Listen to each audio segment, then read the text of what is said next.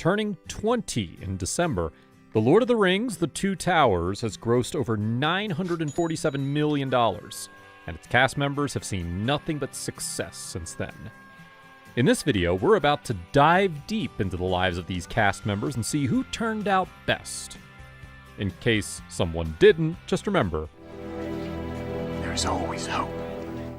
First up, we have the lead character of the series, Frodo Baggins, played by Elijah Wood. Born in Cedar Rapids, Iowa, Elijah was 21 at the time of filming the Lord of the Rings trilogy.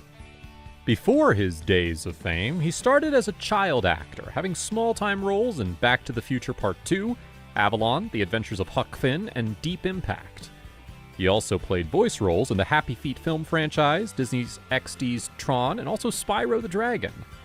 He later founded the film production company SpectreVision in 2010 as a cast member for The Toxic Avenger.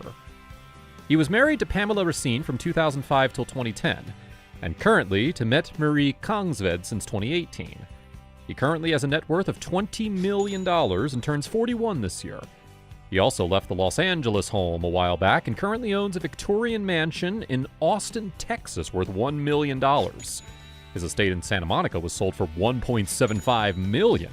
Cha-ching, right?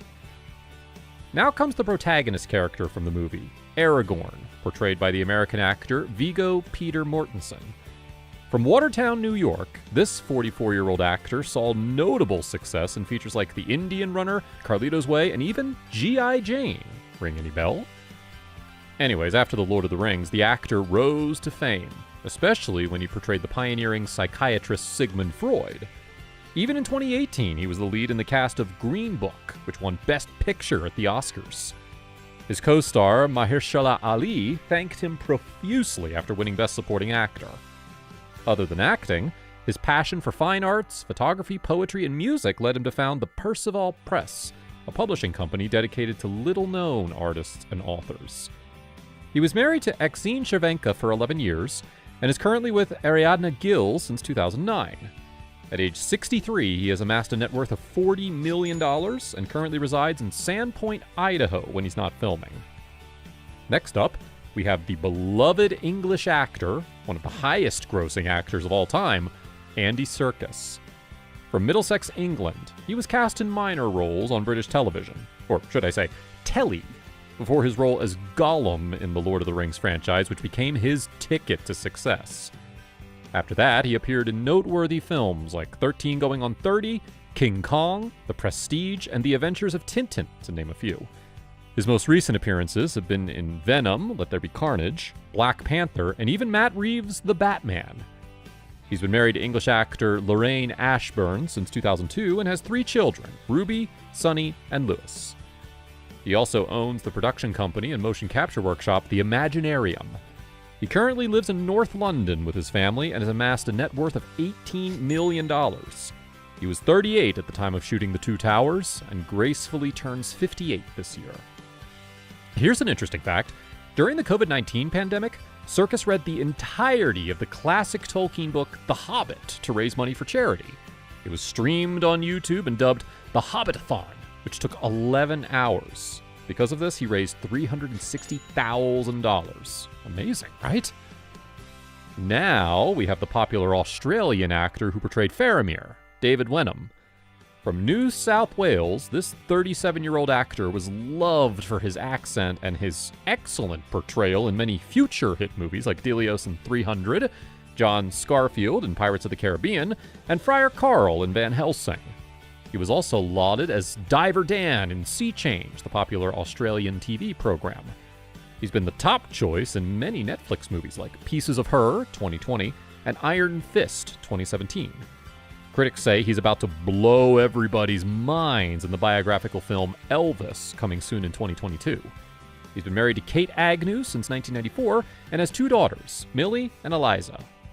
He turns 65 this year and has amassed a net worth of $3 million. Not as impressive as his co-stars, but he's been living happily ever since.